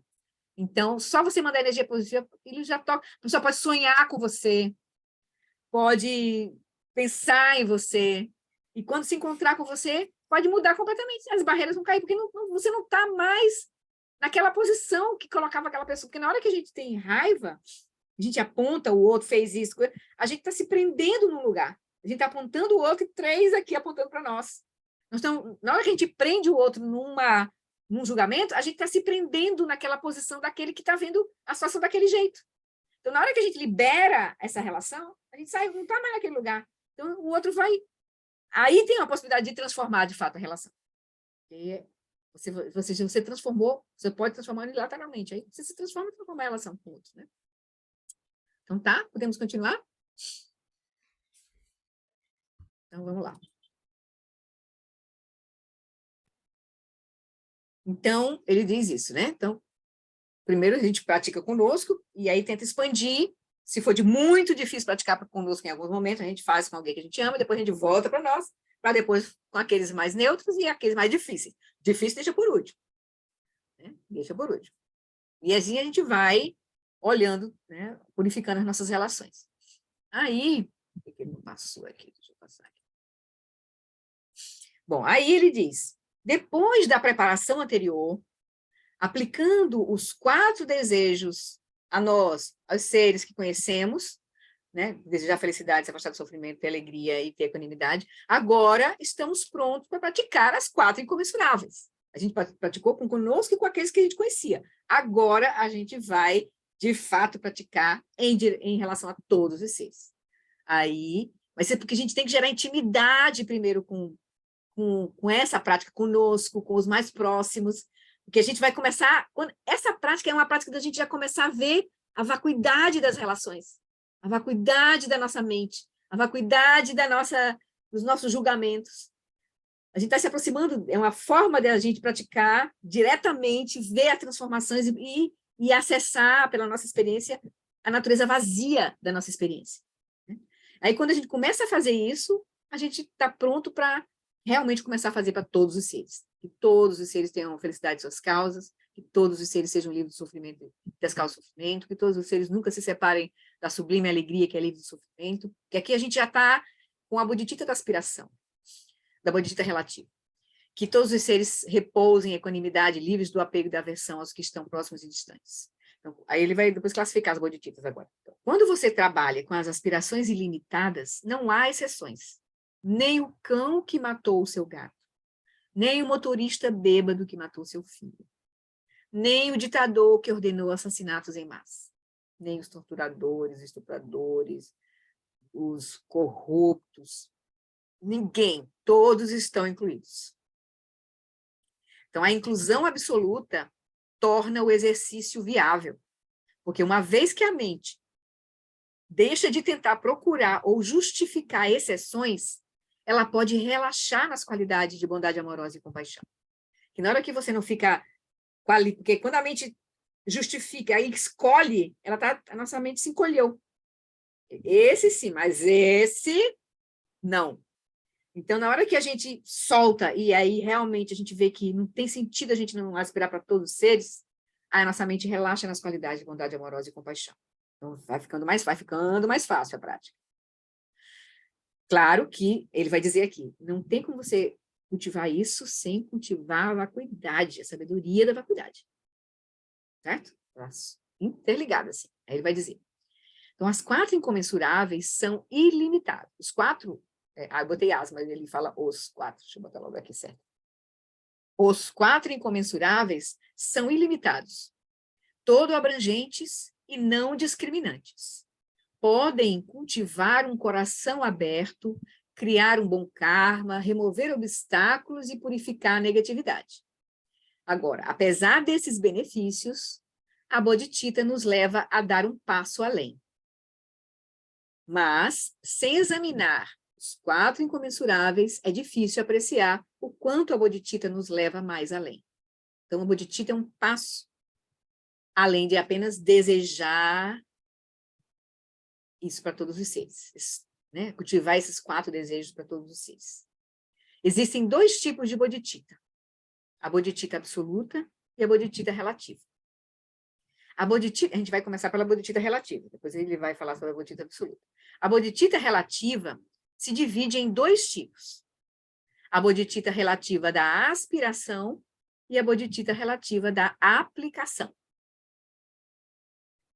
A bodhicitta relativa da aspiração é uma extensão natural dos 4 incomensuráveis, onde nossa motivação se expandiu para acolher um número imensurável de seres. Então, a gente precisa ter essa aspiração dos 4 incomensuráveis em direção a todos os seres e associa, então, a bodhicitta relativa da aspiração vai associar a aspiração de que todos os seres alcancem a iluminação com a liberação suprema, que todos os seres tenham a felicidade e as causas da felicidade se tornem plenamente iluminados.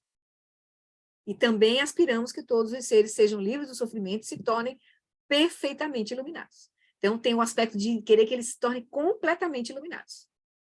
Não só tenham uma felicidade de suas causas, sofrimento de suas causas, tenham alegria com a vida dos outros, sejam equânimes, mas que eles encontrem a completa liberação, a iluminação perfeita. Então, esse é o detalhe, que é o plus, que aí os 4 incomensuráveis se transformam em bodhicitta relativa da aspiração. Aí, a bodhicitta relativa da aplicação, que é o segundo tipo da bodhicitta relativa, depois ele vai explicar por que é relativo, tá? A bodhicitta relativa da aplicação, da aplicação, enfatiza que nossa aspiração de alcançar a iluminação para ajudar todos os seres a se iluminarem é mais forte do que um mero desejo.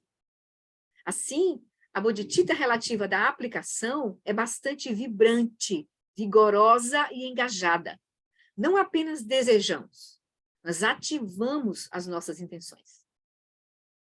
Aqui ele gosta de usar ele usou no livro um exemplo assim, é como você querer ir para uma viagem, lá uma viagem que é difícil chegar, então você aspira a chegar lá, você vou lá para a Índia visitar, né? Eu quero ver o lugar onde eu vou sentar no lugar que o Buda sentou e se iluminou abaixo da árvore de bode. Então é se aspirar. Agora, a bodhicitta da aplicação é você comprar, ver os calendários, comprar passagem, né? Resolver todas as coisas práticas para chegar lá. E não adianta só aspirar, você tem que fazer acontecer, né? A bodhicitta da aplicação é fazer acontecer. Enquanto a bodhicitta da aspiração está voltada para o final do caminho, a iluminação completa de todos os seres, a bodhicitta da aplicação trabalha com as causas e condições para gerar esse resultado. Legal, né? Fica claro, né? Então, mas estamos ainda no âmbito da bodhicitta relativa, certo? Mas tem a bodhicitta da aspiração e a da aplicação de dizer, mas eu vou fazer isso. Não só eu quero que eles se iluminem, mas eu vou ajudar eles a se iluminar. Vou fazer isso. Tomo para mim essa responsabilidade. Os meios práticos para ajudar todos os seres a descobrirem sua verdadeira natureza são as chamadas 6 paramitas. A gente já tem ouvido falar um pouco, né? Eu aqui só vou citar, porque cada um é um mundo, assim. Por exemplo, a gente está estudando o livro Um Mundo Poderia Ser Diferente, do Norman Fischer. O pessoal do lugar também está estudando, que é exatamente o foco da prática do Bodhisattva, que é a bodhicitta relativa da aplicação, que é a prática das 6 paramitas. É o caminho do Bodhisattva, é praticar as 6 paramitas. Né? Então, a paramita significa perfeição, incluindo 6 comportamentos que vão além do samsara, transcendendo. É a paramita da generosidade, da disciplina, aí os nomes variam um pouquinho. Da paciência, ou disciplina ou conduta ética, né, da paciência, da diligência ou esforço alegre, da meditação ou concentração e sabedoria. Então, aspirantes a bodhisattvas, como nós, podem aplicar esses 6 comportamentos na vida diária para aperfeiçoar suas qualidades iluminadas inatas e fazer a travessia da confusão para a clareza. Então, esse vai ser o nosso caminho de prática, vai ser o nosso caminho também na nossa vida. E aqueles textos que a gente está estudando de Lojong são textos que exatamente trazem a gente para a gente transformar a confusão em clareza, transformar diversidade e felicidade em caminho.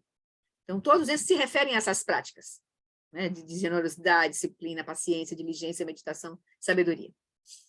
Então, todas as paramitas são práticas importantes.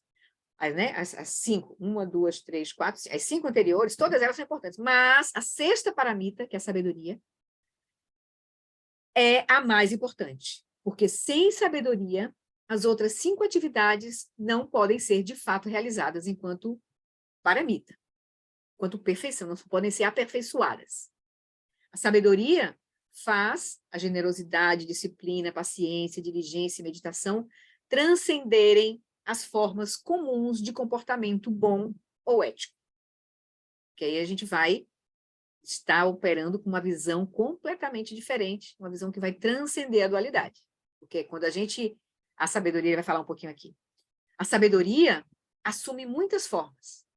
por exemplo, se você for olhar depois, como é que há diversas formas de você praticar generosidade, há diversas formas de você praticar conduta ética, há diversas formas de praticar paciência, isso. O Shantideva está lá, os capítulos todos maravilhosos para a gente, os livros maravilhosos que a gente tem aqui, dos mestres comentando, o Shagdu Rinpoche, Para Abrir o Coração, do Shagdu Rinpoche, que é o manual do Bodhisattva dele, lindo e maravilhoso, né? O Norman Fischer, a Jetsuma Tenzin Palmo. Então, a gente tem muitas fontes para a gente olhar de forma profunda a prática das 6 perfeições, que é o cerne da prática do Mahayana, né? Muito importante a gente olhar, muito importante. A gente trazer essas paramitas como uma prática possível, clara, visível para a nossa vida. Mas ele vai dizer, então, a sabedoria, que é a principal, ela assume muitas formas, tal como a sabedoria do ouvir e estudar o Dharma, a sabedoria oriunda da reflexão e contemplação do que aprendemos, a sabedoria vinda da experiência direta que adquirimos com a meditação, e a sabedoria que reconhece a natureza vazia de todos os fenômenos. Então, é com essa gradação aqui, à medida que a gente vai aprofundando a nossa compreensão, né, o estudo, a reflexão, a contemplação, a experiência direta, e aí o reconhecimento, aí a gente está podendo estar praticando as outras perfeições com, né, as outras práticas, as outras qualidades com perfeição de fato, e aí a gente vai estar se aproximando da bodhicitta absoluta. Né?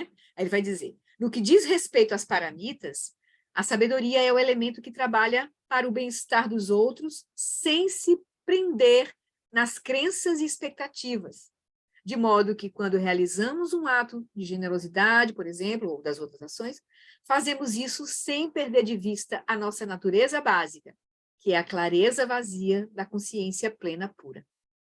Então, a sabedoria vai nos aproximar de realizar, de transcender a mente grosseira, atingir a compreender, né, que a gente está operando com um contínuo de consciência, que tem nossas marcas kármicas todas para serem purificadas, e, de fato, a nossa base é a consciência primordial, que é essa consciência vazia, plena, consciência plena e pura. Clareza vazia da consciência plena. Isso é aqui apontando para a consciência primordial. Então, a sabedoria vai nos levar a realizar a nossa verdadeira natureza. Rigpa, Dharmakaya, consciência primordial.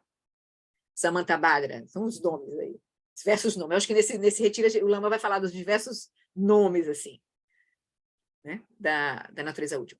E isso permite que a generosidade, por exemplo, se a gente faz a prática da generosidade tendo a sabedoria completa, né, que realiza a nossa verdadeira natureza vazia de todos os fenômenos, isso permite que a generosidade seja aplicada sem a preocupação egocêntrica com recompensas e resultados.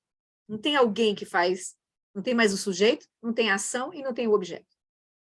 Entende? Por isso que transcende a generosidade comum. Que está ancorada na visão da vacuidade, de um eu, do outro e do que fazer. Ele vai dizer, poderíamos perguntar, está acabando, gente, mais 5 slides. Poderíamos perguntar, por que descrevemos essa aspiração ilimitada, infinita e inesgotável e sua aplicação como relativa? Por que a gente chama de bodhicitta relativa? Da aspiração e da aplicação, já que é uma coisa grandiosa, né? Porque, mesmo que seja a motivação mais benéfica e altruísta possível, ela ainda funciona dentro do domínio dos conceitos. Não importa, lembra que nós estamos aqui no Mahayana, nós estamos ainda operando com um ser que está num caminho gradual, tentando atingir a condição última. A gente não está no Vajrayana tomando a fruição como caminho. Nós já somos Budas. Então, o Dzogchen e o Vajrayana tomam a fruição como caminho. O Mahayana toma a bodhicitta como caminho. Certo? Então, nós estamos aqui olhando da perspectiva do Mahayana. Então, quando falamos de bodhicitta, ele vai dizer, não importa, então, é chamado de bodhicitta relativa, o caminho do bodhisattva é uma bodhicitta relativa, porque a culminância é a bodhicitta absoluta, mas o caminho todo do bodhisattva é a bodhicitta relativa. É praticar as 6 perfeições para atingir a perfeição da sabedoria. Né?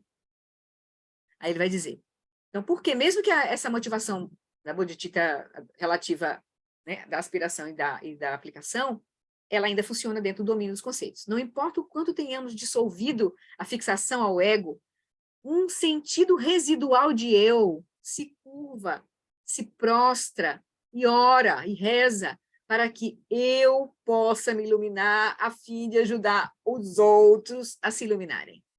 Eu e outros são aspectos da realidade relativa, dualista e não iluminada. Então, esse aqui é o meu hábil. A verdade bodhita relativa é o meu hábil. A gente vai praticar para transcender a dualidade. Mas a gente não consegue transcender a dualidade assim. A gente tem que fazer esse processo passo a passo. Até a gente acessar diretamente. Mas se a gente pratica olhando diretamente para a nossa mente, tem essa confiança de olhar direto e ver a nossa mente operando, aí o caminho seja muito mais fácil, muito mais rápido, né? Mas não é simples, né? Que é o Dzogchen. O Dzogchen é olhar direto, é o que o John Olimpo nos convida a olhar direto e acessar a consciência primordial, a vacuidade completa da experiência. Mas a gente não tem essa confiança de fazer isso diretamente. Não tem as condições, as causas e condições.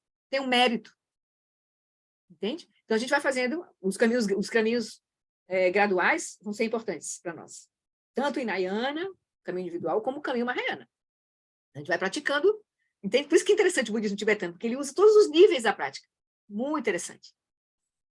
Aí, ele vai dizer, então, quando falamos de bodhicitta absoluta, apontamos para a mente plenamente desperta que ultrapassou todos os conceitos, para além de todas as dualidades, além do samsara e do nirvana.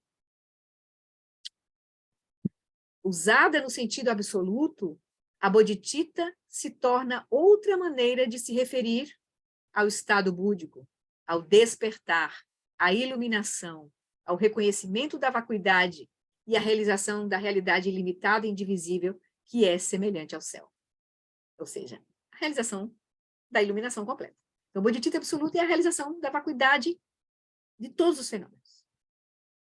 E, na verdade, é a clareza que vê isso, é a união de vacuidade, luminosidade e compaixão. Manifestação. Essa é a nossa verdadeira a natureza última, né? A realidade última. Então, a realidade última está ligada com a bodhicitta última. E a realidade relativa é ligada com a bodhicitta relativa. Então, enquanto a gente estiver operando com um conceito de eu e outro, não estamos na realidade relativa. Então, a gente vai usar o que a gente tem. A gente vai usar as ferramentas, os conceitos para superar os conceitos. É uma prática bem interessante. Aí.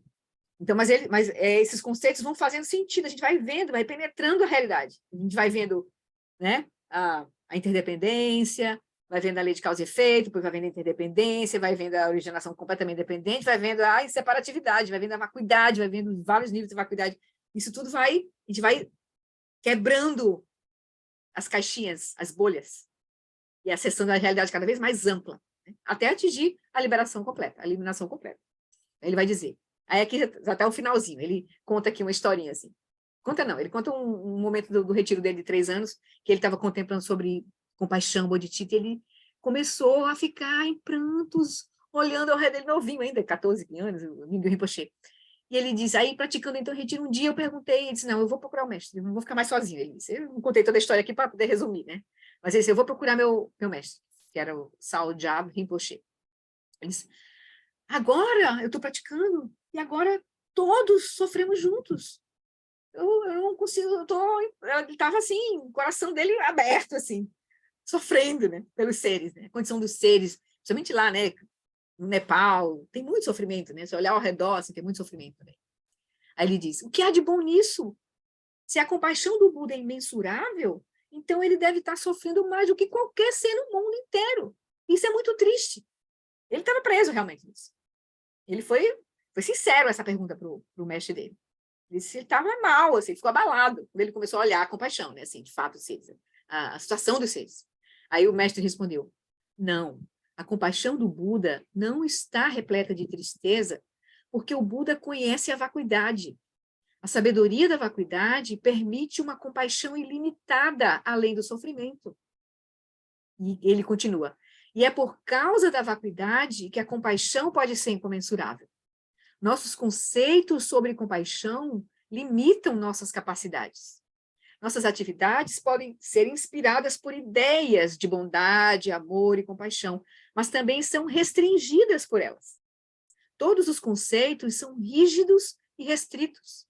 À medida que estivermos ligados a conceitos de compaixão, nossas atividades serão mensuradas e, portanto, limitadas. Não serão incomensuráveis, elas serão mensuradas. Compaixão incomensurável só pode surgir na ausência de conceitos e com a sabedoria da vacuidade. Na sua prática, aí ele diz para ele, na sua prática, pare agora de praticar compaixão. Ele diz, agora foque um pouco mais na vacuidade aqui. Ele pediu para ele falou para ele, ele disse assim, e na sua prática, pouco a pouco, você chegará à união de vacuidade e compaixão. Então, a gente precisa ter um pouco de cuidado e equilibrar, porque senão a gente pode ser esmagado por esse processo. Se a gente não cultivar as 4 qualidades incomensuráveis e não cultivar a sabedoria da vacuidade, a gente pode ficar preso nesse processo. Então, uma coisa vai equilibrar a outra. Porque nós temos que chegar à união de vacuidade e compaixão. Ele diz, segundo a visão suprema, ou a visão da vacuidade, sofrimento, confusão e todo o samsara são conceitos relativos. No entanto, bilhões de seres no mundo percebem sofrimento, confusão e samsara. Eles acreditam em sua inevitabilidade e estão convictos de sua realidade. Não percebem as maneiras pelas quais criam sofrimento para si próprios. Com a união de vacuidade e compaixão, não somos mais enredados pela realidade relativa do sofrimento. E também nem analisamos. Não estamos usando o nosso intelecto limitado e conceitual para encontrar uma solução para ela. O coração inteligente de quem tem essa prática, da vacuidade unida com a compaixão, o coração inteligente responde com compaixão. E, ao mesmo tempo, a sabedoria reconhece a verdadeira vacuidade da situação. Então, não se confunde. Aí ele vai dizer, não precisamos nos envolver no enredo da história que as pessoas usam para explicar sua infelicidade. O reconhecimento da vacuidade acaba com a separação entre eu e outro e manifesta a união de vacuidade e compaixão. Isso explica porque os seres iluminados são capazes de realizar atividades ilimitadas, enquanto o ativista social comum, por exemplo, ele fica exaurido. Porque ele não está operando com esse nível de sabedoria. Ele tem um eu que tem expectativas, tem medos. Então, o Bodhisattva, que compreende a natureza da realidade, ele não tem expectativas nem medos. Ele não vai estar operando com eu e outro, expectativas e medos. Ele tem um ser que está olhando e vendo um Buda na frente dele.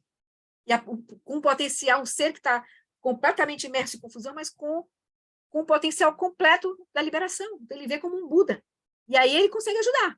Ele consegue ver a confusão e ver a possibilidade da liberação. Então, esse é o papel do Bodhisattva. Ele vai dizer, está acabando, a imensurabilidade da bodhicitta só é possível com a vacuidade. Assim, ou seja, essa expansão de atingir todas as situações, todos os seres, só é possível com a vacuidade. Assim que deixamos a vacuidade entrar em cena, toda a situação se relaxa. Experiências que antes pareciam reais, substanciais, agora podem se tornar como um sonho. E como a gente desconstrói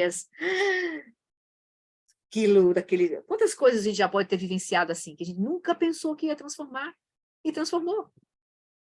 Então, na hora que a gente vê a natureza vazia da experiência, ou seja, como aquilo surgiu de causa e condições, não é uma coisa naturalmente existente, a gente é como se aquela coisa se transforma num sonho, que pode ser mudado. Então, quando vemos alguém sofrendo no sonho, aqui ele está usando como metáfora, né? Quando vemos alguém sofrendo no sonho, podemos espontaneamente fazer algo para ajudar a aliviar o sofrimento, mas sem nos envolvermos no seu drama, sem levar a sério demais nossas ações ou nós mesmos. Então, se diz que o Buda diz, né? Eu manifestei um corpo de sonho imerso para trazer benefícios de sonho em seres de sonho imersos em sofrimento de sonho. Eu não vim e eu não vou. Essas foram as últimas palavras do Buda. Então, a gente começa a ver, começa a ter um relaxamento, uma flexibilidade diante das situações. Porque a gente começa a ver situações como construídas de causas e condições. Aí, quando a gente vê causas e condições, a gente vai atuar. A gente não vê como uma coisa sólida, imutável. A gente vê como algo que surgiu de causas e condições. Então, a gente pode ir desconstruindo, atravessando. Né? Ver como um sonho, você vê que aquilo surge de causas e condições. Então, podemos trabalhar de todo o coração pelo bem-estar dos outros, mas ao mesmo tempo em que reconhecemos que toda a situação emerge da mente. É uma construção. Então, se perdermos de vista a vacuidade, o compromisso do Bodhisattva não é apenas inconcebível, mas também impraticável. Para que a ação do Bodhisattva realmente ocorra, precisamos ter algum reconhecimento da vacuidade, mesmo que isso requeira um ato de fé. Sem essa experiência, a vacuidade também se torna apenas outro conceito, o qual, por ser um conceito, nos mantém aprisionados no samsara. Então, o perigo da gente não praticar é transformar o Dharma em um conceito. E aí ele se torna um veneno para nós. Então, a gente precisa praticar. Ter a realização direta. Por isso que os mestres nos alertam para isso. Então, assim que entendemos a Bodhicitta, então todas as práticas que fizermos se tornam incomensuráveis e uma expressão das paramitas, de ir além do samsara. Tudo que a gente fizer tendo Bodhicitta, de fato, tudo é paramita. Se torna tudo expressão das paramitas. Se não gerarmos, tudo vai se tornar generosidade, moralidade, paciência, energia constante, concentração. Tudo vai se tornar isso, sabedoria. Se não gerarmos Bodhicitta, mesmo que pratiquemos a generosidade e as demais práticas virtuosas, a generosidade não é incomensurável e não ativa a motivação fundamental de ajudar todos os seres a se voltarem para a liberação suprema, que é a completa iluminação. Então, a gente tem, a prática principal é a Bodhicitta. Aí, o último slide. Ao final da prática da Bodhicitta, dedicamos o mérito. Dedicar o mérito também é uma forma de selar os benefícios da prática. Sem isso, qualquer ação meritória realizada terá um efeito de muito curto prazo e poderá ser perdido com muita facilidade. A dedicação, ela propaga nossas aspirações para que os benefícios de nossa prática se multipliquem para os outros e também para nós. Podemos dedicar também após qualquer outra experiência positiva, não apenas a nossa prática do Dharma, por exemplo, mas qualquer outra experiência positiva que tivermos, seja uma ação social, voluntariado, em hospital, doação de dinheiro, trabalho com sem-teto. Então, a gente pode dedicar nossas ações sociais, pode dedicar também outras experiências positivas, como tocar música, escrever um poema de beleza, coisas que a gente tem alegria, beleza, né, vivencia beleza, nadar num lago, na montanha, a gente pode, todas as experiências positivas que a gente viver, a gente pode também dedicar. O objetivo é não guardar o mérito ou os efeitos das experiências positivas só para nós, e não deixar que a nossa própria satisfação ou orgulho intensifiquem os nossos obscurecimentos. É para nos proteger da gente estar cultivando orgulho, né, satisfação, ou até orgulho pelo que a gente tem mérito. Né? Se nos agarrarmos ao mérito, estaremos dando um passo à frente e outro para trás. Quer dizer, pratica o mérito, passa à frente, mas se agarra, passa para trás. Dedicar o mérito dentro ou fora da almofada, ou seja, na nossa vida ou na nossa prática, nos mantém seguindo em frente. Então, as comidas gostosas que a gente vê, as experiências boas que a gente vê, tudo que a gente pode dedicar isso, né, para todos os seres, como oferenda para todos os seres, para a nossa prática, para que isso traga benefício a todos os seres. Enfim, de alguma forma a gente dedica. A gente pode usar a nossa vida para ser uma prática de dedicação. Pois pronto. Era essa a introdução que eu queria fazer sobre Bodhicitta para a gente aí depois seguir com o Lama no livro dele. Tá bom? Legal, né? Eu acho que foi bem didático assim, essa apresentação do Mingyu, e a gente escuta esse Bodhicitta relativo, Bodhicitta absoluto, Bodhicitta aspiração, para a gente se localizar assim, né? E aí a gente fica mais fácil de compreender. Tá bom? Então podemos dedicar nossa prática hoje? Então tá, e vamos embora que amanhã tem a semana cheia com o Lama e as práticas. Deixa eu pegar aqui a dedicação aqui.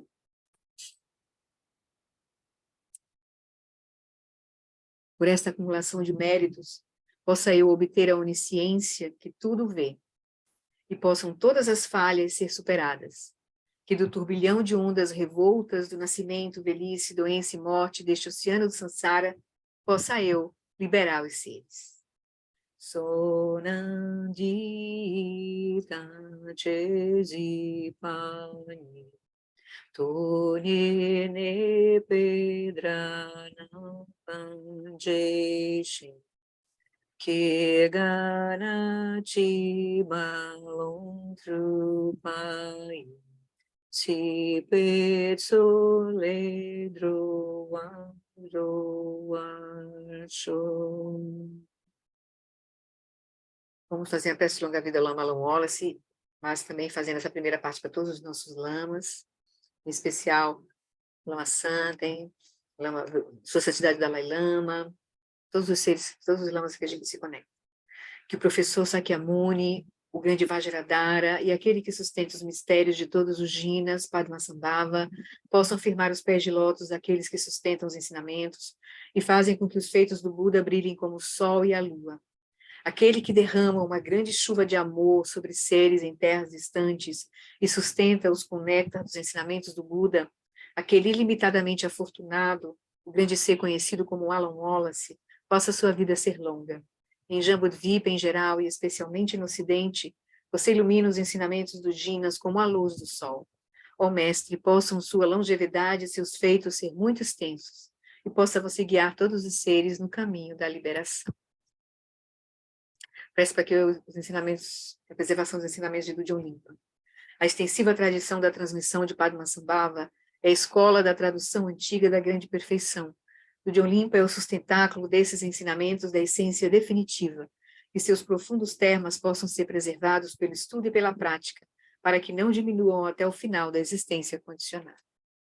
E aí vamos fazer a prece final. Mas eu volto.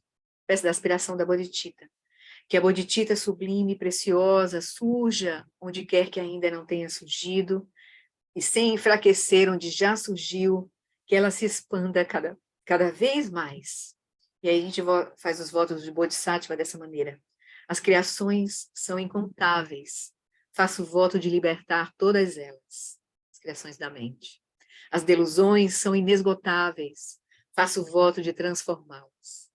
A realidade é indelimitada. Faço o voto de percebê-la.